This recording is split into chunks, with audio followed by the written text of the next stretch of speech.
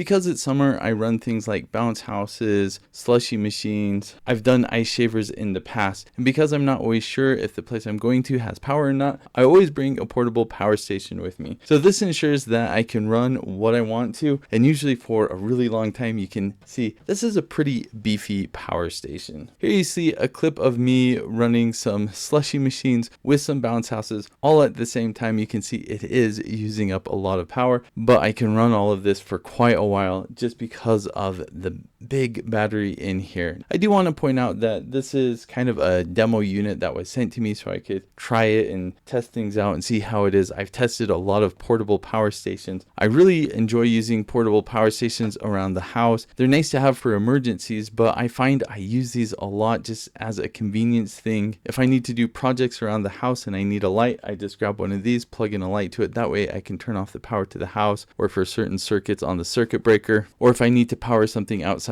like the bounce houses, I can bring this with me and then I can set up the bounce house or the slushy machine literally wherever I want. So it adds a lot of convenience. And if you travel a lot, especially like in an RV, it's just one of those things that you really need to have because it makes your life so much easier. I'm not going to go through and list off the specs one by one. You can just kind of look at it here, what you can do with this power station. But I do want to point out some of the things that make this power station unique. One nice thing about this is you can add on other battery packs, and with their app, you can kind of specify, well, do you want it to charge the battery pack first or the power station first, or charge everything at the same time? So you've got a lot of flexibility using the app with how you can charge things and use things. Another thing I really appreciate about this power station is you can do fast charging or just kind of your normal or slow charging. And not only can you do that, but in the app, you can kind of specify what the limits are for the different charging modes. So for example, if you use this a lot at home and you always want it to charge kind of slow to preserve the life of the battery, you can kind of set the level you want it to charge at and it will charge at that level. But if you're going to an event or it's low and you need the power fast, you can set it to fast charge so it charges really fast, and this really does charge very fast. And another cool thing about this is it actually has a physical button on the back that you can press. So even if you don't have the app open or with you, you can just press a button and you can toggle between fast and slow charging. I really appreciate physical buttons for doing different things on that. And speaking of physical buttons, let's kind of look at the front panel. You do have a nice push button for the main power. You also have a button for the LED. You can kind of toggle through different modes or kind of a signal mode. Then you have a button for DC, a button for AC. When you press either of these buttons on the display, it tells you exactly what's going on. Front panel also has a couple normal USB charging and then a couple fast charging. It also has two USB-C up to 100 watts. So you can plug in your computer via USB-C to charge your computer that way. And it also has kind of that DC car adapter. Probably one of my favorite features is found on the top where it has wireless charging. On the surface, it seems that wireless charging is just kind of a little extra bonus,